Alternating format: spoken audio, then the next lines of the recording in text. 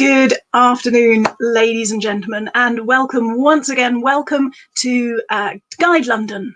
These broadcasts brought to you by the Association of Professional Tourist Guides. My name's Fiona. Hello.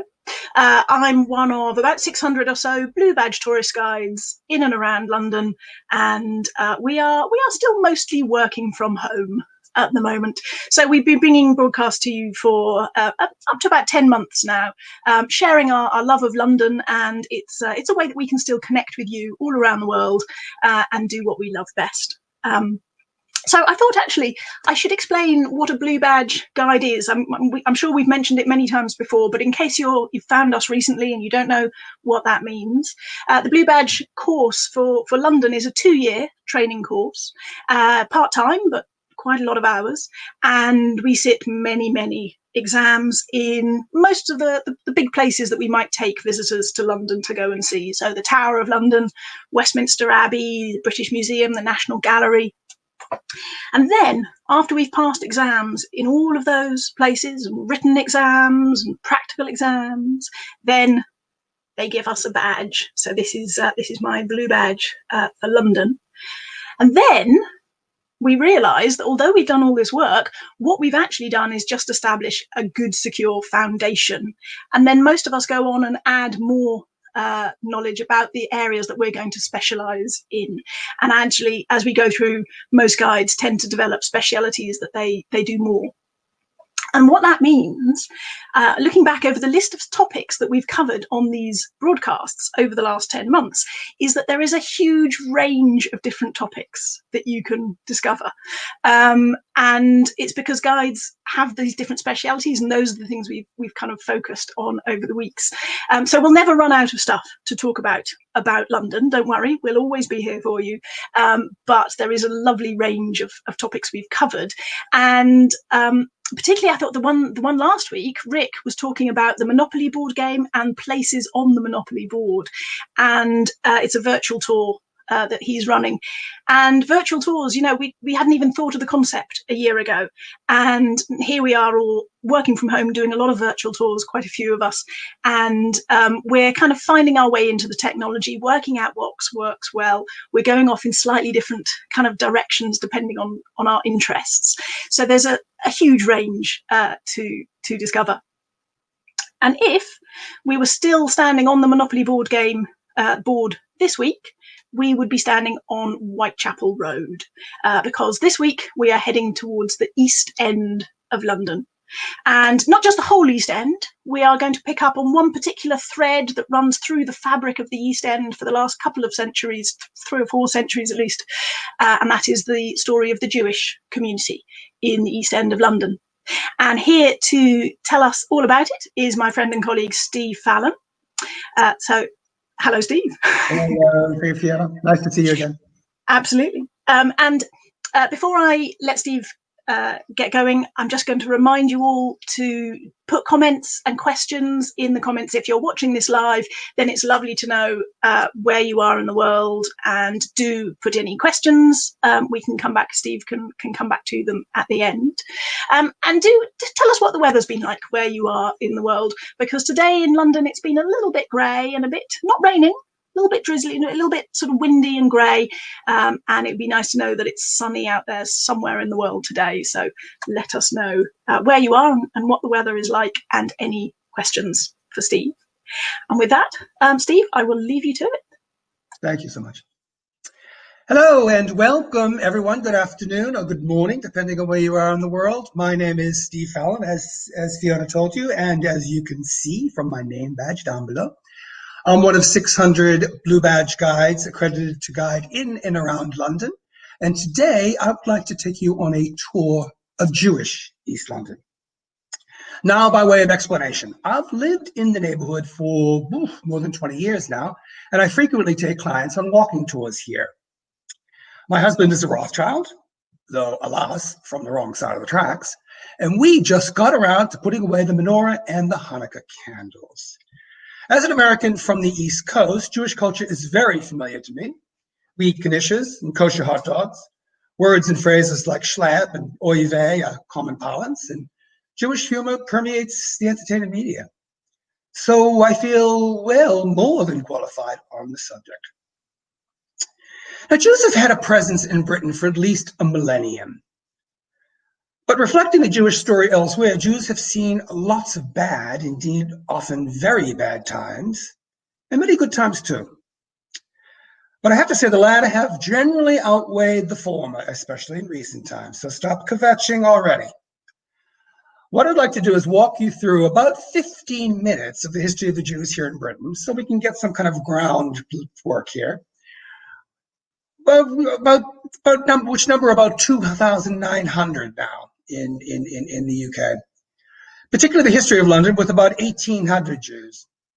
By contrast, Greater New York counts 2.1 million Jews.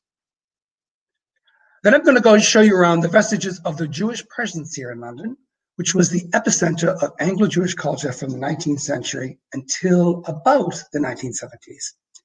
The area I'm going to cover is a bit too large, as you'll see from this slide, for a real walking tour, but we'll look at the highlights that can be seen and in some cases visited in Mile End, which is in the far upper right-hand corner of this map. You can see the little Mogan David, the Star of David circled, through Stepney, Whitechapel, and all the way to Spitalfields, which is on the left side.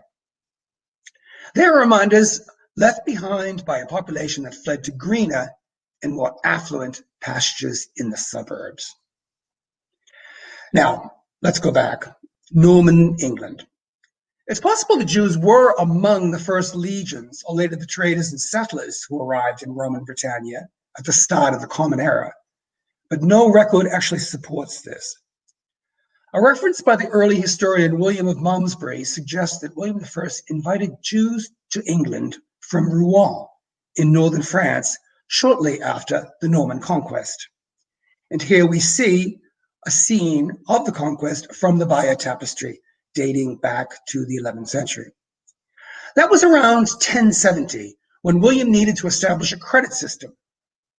Jews could lend money and collect interest, something forbidden to Christians through the sin of usury. The king could thus tax and borrow money to build his churches and his abbeys. Jews settled in comfortably here at first, and by the year about 1100, there were an estimated 1,000 living in London. Under King Henry I, they were even granted a Charter of Rights, guaranteed free movement and a fair trial.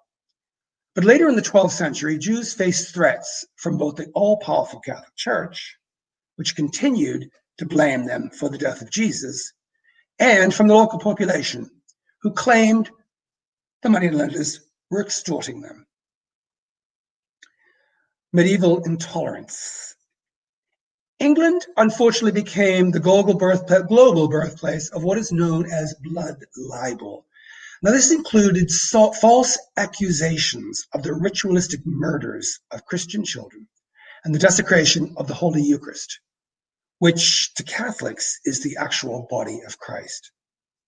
These libels whipped people up into a frenzy, and there were mass executions of Jews in cities like Lincoln, Norwich, York, and even at the Tower in London throughout the 12th and 13th centuries. But the role of the moneylender was essential to the economy, and Jews remained useful to the king. That is, until about 1265, when the crown began borrowing from merchants from Lombardy in today's Italy, who had a special dispensation from the Vatican to charge interest. The role of the Jewish moneylender had become redundant.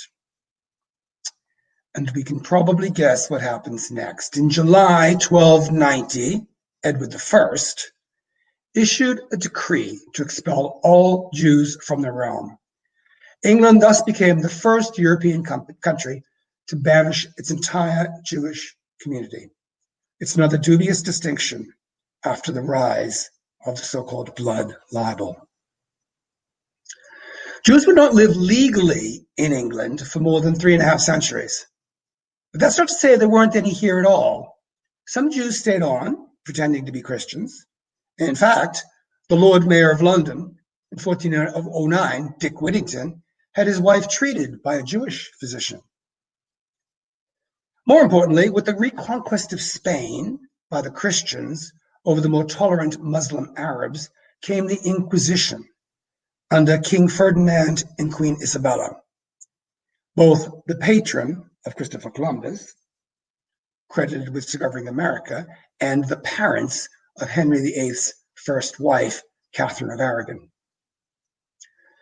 The main target of this so-called Inquisition were the so-called conversos, those who had converted either willingly or forcibly to Christianity and were now accused of practicing their religion in secret. In 1492, Spain expelled its Jews, and many conversos joined Jewish communities in Holland, in France, Italy, and Turkey. They were Sephardim, Jews who spoke Ladino, a kind of medieval Spanish written in Hebrew script and still spoken by a few thousand people in Turkey, where a newspaper is still published. Some conversos found their way to London. By 1536, there were about 40 households here whose members worshipped in secret. In 1586, a well-known converso called Rodrigo Lopez, shown here in a contemporary woodcut, was named physician-in-chief to Queen Elizabeth I. Well, at least until 1594, when he was found guilty of plotting against the Queen to poison her, and he was executed. But the winds of change were blowing, and in the middle of the 17th century, Amsterdam was the most influential center of Sephardic Judaism. One of its leaders, the very learned Rabbi Manasseh ben Israel, seen here on the left of this slide, closely watched the changes going on across the North Sea at the end of the English Civil War. In 1655, he traveled to London to present Oliver Cromwell, on the left, with his humble addresses. Among these was the request that Jews be readmitted to England in exchange for an oath of allegiance. Now, the Puritans were more tolerant than the established Church of England, and the devastated English economy desperately needed rebuilding. It was time. Though he could not get official sanction, Cromwell made it clear that the ban on Jews would no longer be enforced. Almost immediately, Sephardis began arriving in London from Amsterdam, and in 1657, only a year later, a synagogue opened on Crechurch Lane, seen in the blue plaque here, or the plaque here, in the city of London, the first since 1290. So exotic was it that the famous diarist Samuel Pepys visited and later wrote about it a few years later. In 1701, Sephardis built Bevis Marks Synagogue nearby in a courtyard, as synagogues were not allowed to front public thoroughfares at the time.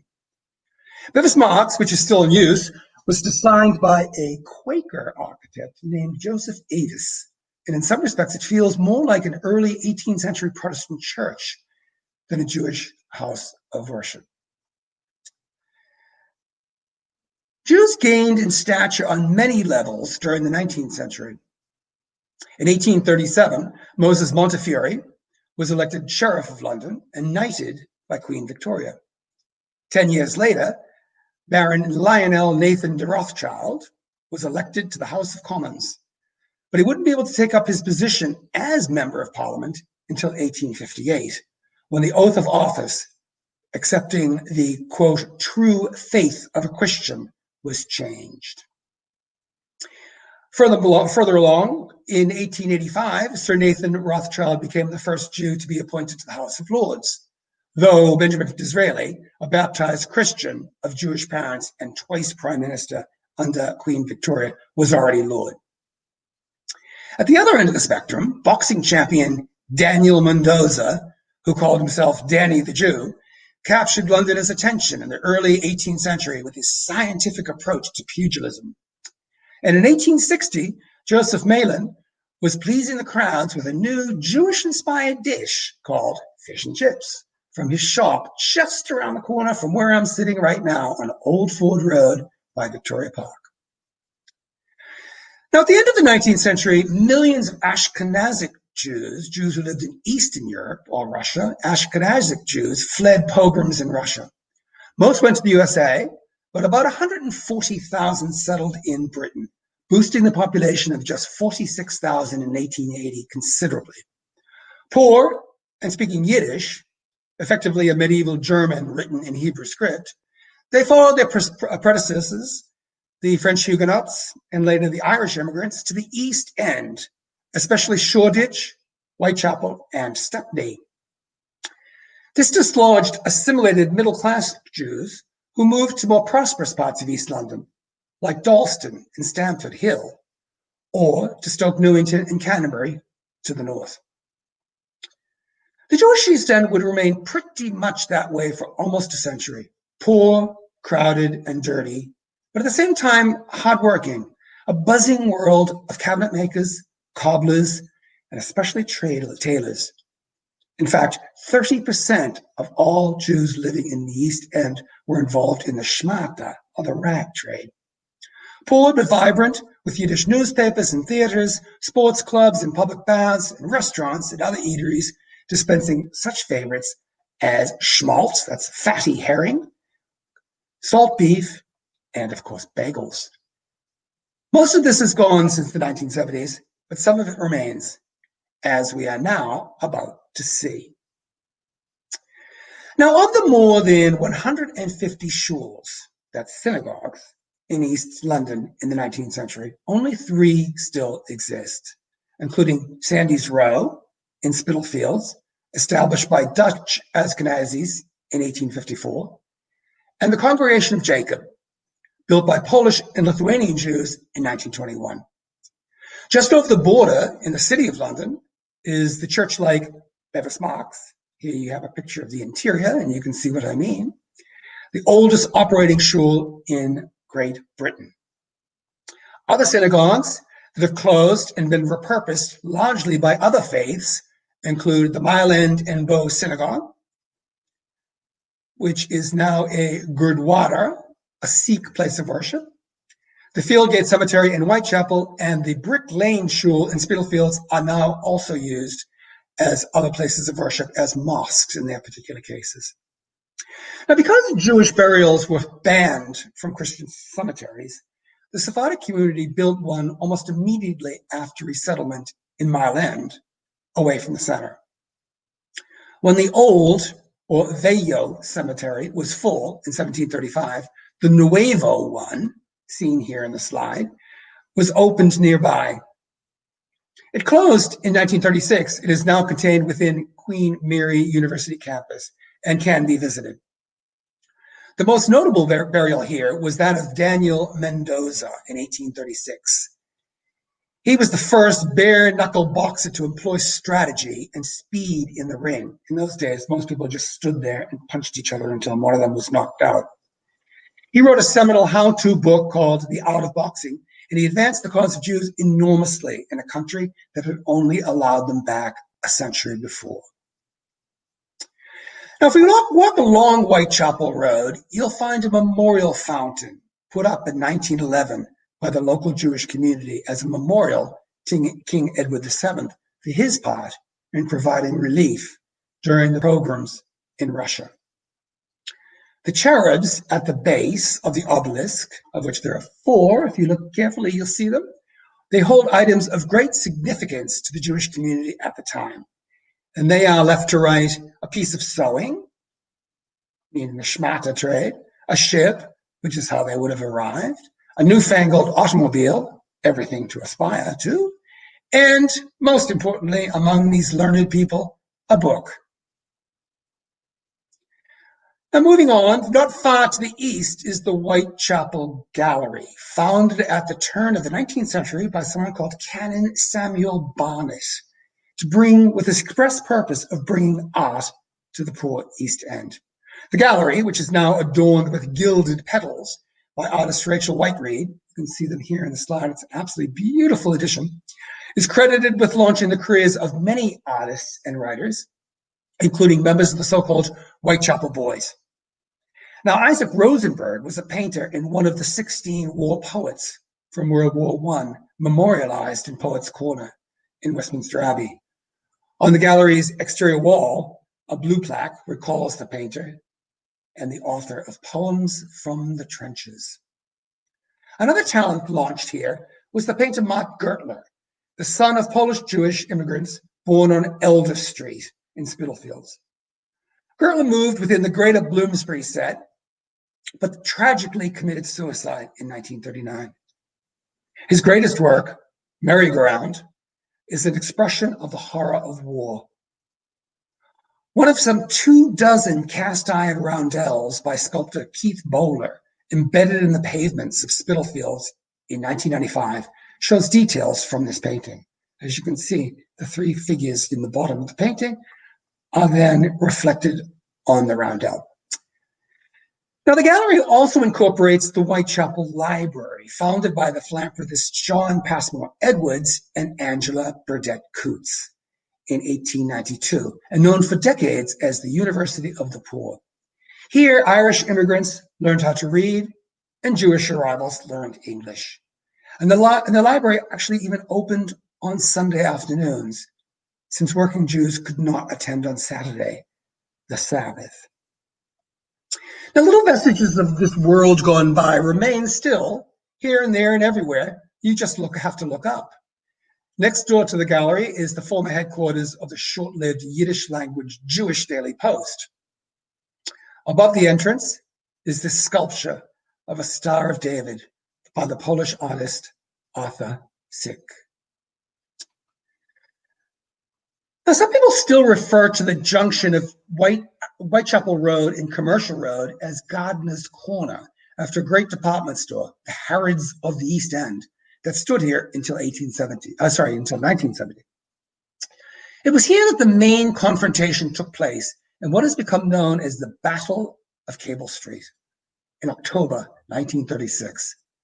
This was a clash in which the British fascist Oswald Mosley tried to lead 3,000 black-shirted members of his British Union of Fascists into the predominantly Jewish neighborhood to intimidate local people. Some 7,000 police were sent to clear the road to permit the march to go ahead. Instead, they were met by 20,000 anti-fascists, Jews, communists, dockers, trade unionists, Irish immigrants, and Cockneys, who fought back with sticks, rocks, and chair legs. After a series of running battles, Mosley agreed to abandon the march, and the black shirts were dispersed. On the west wall of the St. George's Town Hall on Cable Street, a large mural commemorates the battle and depicts everyone from Mosley to Hitler.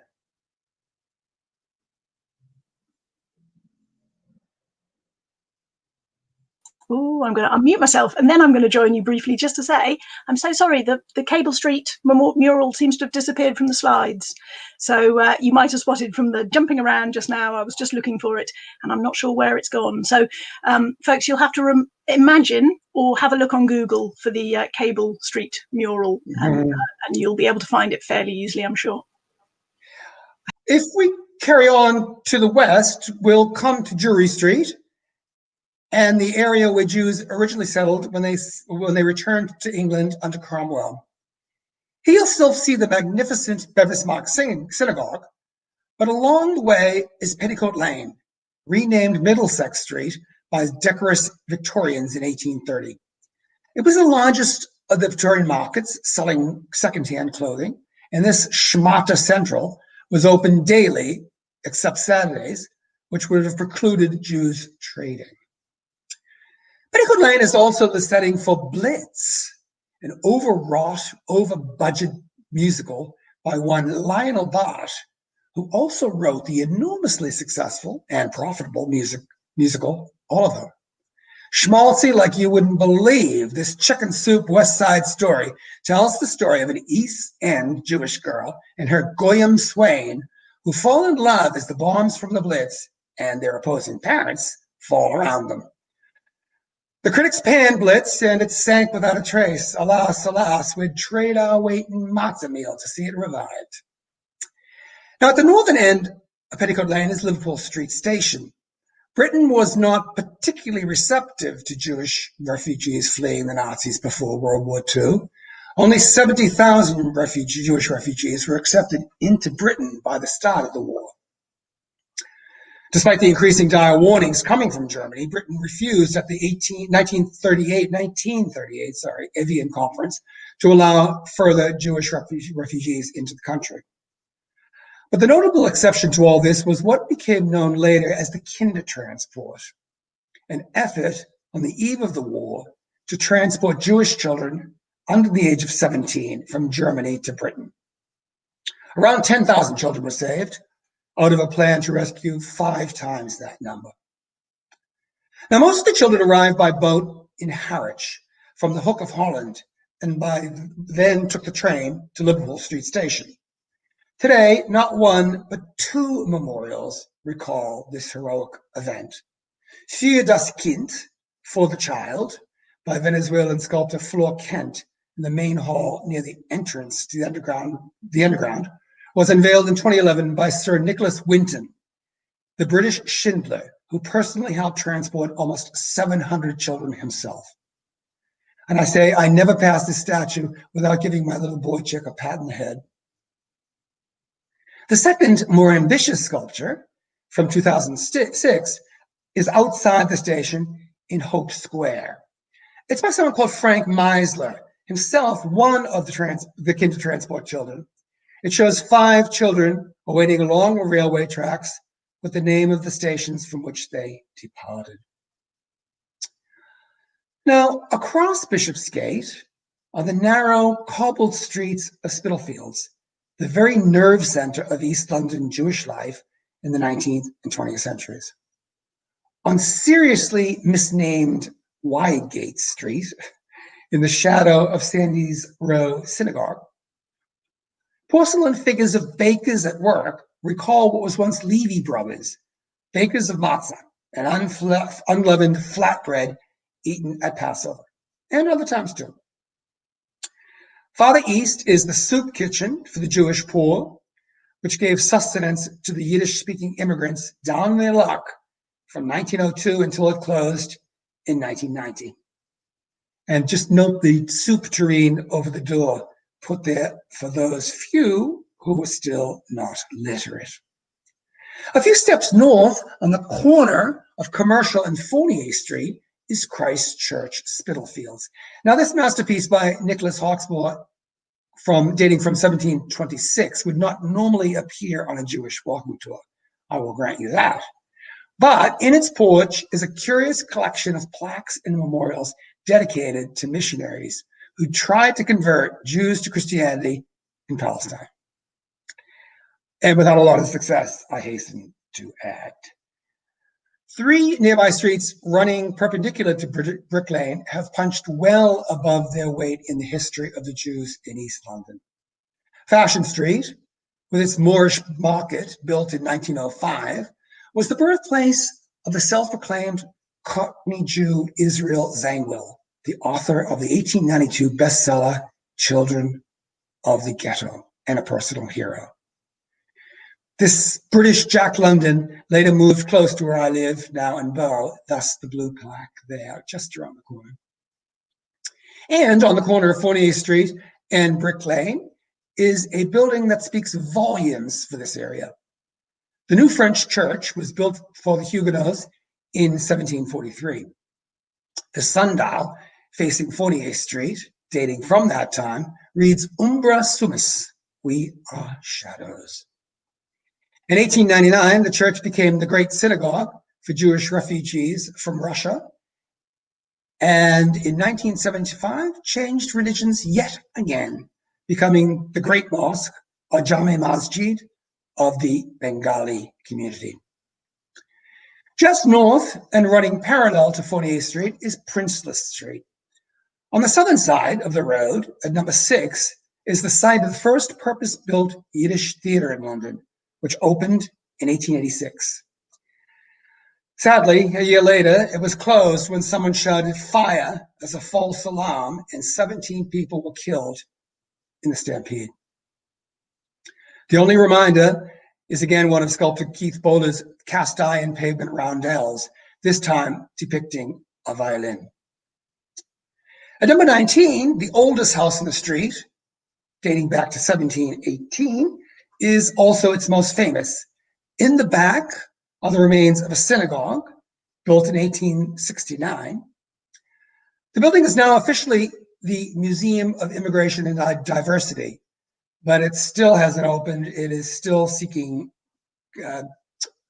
funding. So if you feel generous at the moment, please, by all means. At the top of the house of number 19 Princeton Street, in a loft used by the Huguenot silk weavers in the 18th century, lived a man in this century called David Radenska, a recluse and supposed Kabbalist or Jewish mystic who disappeared in 1969, leaving his room as a kind of time capsule. The search for this man and his true identity is the subject of a fascinating book called Radinsky's Room by Rachel Lichtenstein and Ian Sinclair. And so mysteries live on in this, the Jewish East End, and there is ghostwriting and vague reminders of the past everywhere, as you can see this collection from this collection of slides. The only thing that still thrives are the two bagel shops at the top of Brick Lane. Brick Lane Bagel Bake, which, take it from those who know, has the better bagels, and the oldest bagel shop next door, which every insider, be they Jewish or Goyish, knows has the superior fillings. And so to end, I say thank you, merci muncho in Ladino, ashenem dank in Yiddish, and toda rabah in Hebrew. Thank you, Steve. That was fabulous, and it's so nice to feel like we've sort of gone for a stroll through the streets. So that was really lovely. And apologies, folks, for the Cable Street mural. It's easy enough to find out there, so I don't know where it disappeared to just now. We've got quite a few comments and a few questions. Someone saying the Edward VII statue is very interesting, that she's never really kind of looked at it properly. A question, please ask Steve. In fact, I'll show you this one. Please ask Steve if he'd recommend any particular restaurant for traditional Jewish food. Well, most everything is now gone from the East End, I'm afraid. Really, if you are looking for Jewish food, in particular kosher, you really have to go outside of central London into places like Golders Green, because unfortunately, even there was a restaurant for a very short time, well, maybe a couple of years, within the premises of the Bevis Mark Synagogue called 1701, named after the year it was founded. It was kind of like au gourmet kosher. And it worked well for a couple of years, but it just doesn't seem to have the footfall, I'm afraid. So Golders Green, that's the way to go. Yeah. And someone else has commented similar, looking for recommendations similar to Gabby's, which, much missed, sort of deli, would we call it? Maybe in Charing Cross Road, Charing Cross Road. Yeah. Of course, just on Whitechapel for many years was the very famous one called Bloom's, which closed, a good probably about 20 years ago now. Not particularly great food and rude and surly wait staff, which was part of the quote-unquote fun, but it was all part of the package. But it too has gone. It's just another example of the disappearing East End. Kind of like the Cable Street mural. Yeah, within the last half hour, that's gone. In theme. Another question for you here. What was the role played by the Church of England when the Jews returned during Cromwell's time? Well, again, they were clearly contributing much to the economy, and so by that time, things were well and hunky-dory. Another thing that was really interesting to me is that one of the reasons, there's a bit of a footnote, but one of the reasons why Jews were embraced is because at the time, unlike in Catholicism, where the word of God, quote unquote, the word, the New Testament, is not quoted on a regular basis, it is in Protestantism. That is why around the world, no matter where you go, and I can give you a very good example in Papua New Guinea, the Catholic missionaries do not emphasize the word of God and have never translated the Bible into the local languages. The Protestants have. It's really important. It's for that reason why Protestantism, we can take our hats off to the Protestant missionaries who have written so many dictionaries to so many languages around the world. They were desperate to get Hebrew, people who knew Hebrew very, very well, because they were studying Hebrew in order to read the Word of God in what they considered to be the original. So that was one of the main reasons they embraced Jewish scholars big time at the time of Cromwell and then later. Interesting. I didn't know that connection. So yeah, and there's more comments saying thank you very much. Really interesting talk. Lovely. Yes, brilliant talk. The next best thing to physically getting out there. Used to enjoy eating in Blooms, but yes, the waiters could be scratchy. Victoria. Yeah. And I think actually a really good example. I mean, a little bit of what you were saying today that I was aware of, but a lot of the stuff was new to me. And like I was saying before about the sort of specialisms that different guides have, I think I'm going to nick your cherubs from the bottom of that memorial because I'm preparing something about statues holding objects, and they're just perfect. That's great. It's a very good one, especially the car, the Model T, whatever it is. Absolutely, yes. It's a date from 1911, so it's right around that time. It's brilliant. And if you want to get in touch with Steve or with me, or to find any other guide to do a virtual tour in London, then the best place to go is the Guide London website. So I've got it open on the virtual tour page, which you can find. There's a click through up to here if you don't come to it automatically. And there's some suggestions there of things that guides might be able to do as virtual tours, but there's like I say, far more variety sort of being developed and things. And quite a good way is to get in touch with an individual guide if you just pop them in the search box at the top and see, there we go, we've got 3 Steves immediately spring up, but here is Steve from today. And if you click on him, you can have not just his profile, but also within that, he's got his website here within the profile. So if you want to get in contact with Steve, then go through the Guide London website and you can find his details and contacts there. So with that, I think I just need to say thank you very much for joining us once again this afternoon, and see you again next Tuesday. And also, if you are watching this, I know quite a few people watching live on Facebook, but these do also go out onto YouTube. And if you want to look back at our back catalogue, then one of the good ways to do that is log into YouTube and subscribe to this channel. And then you can easily see all of the different talks that we've got there. And so, 20, 30 minutes on a huge range of different topics, and go back and fill in the ones you missed through the year. And we'll see you again next week. So thank you, Steve. And goodbye.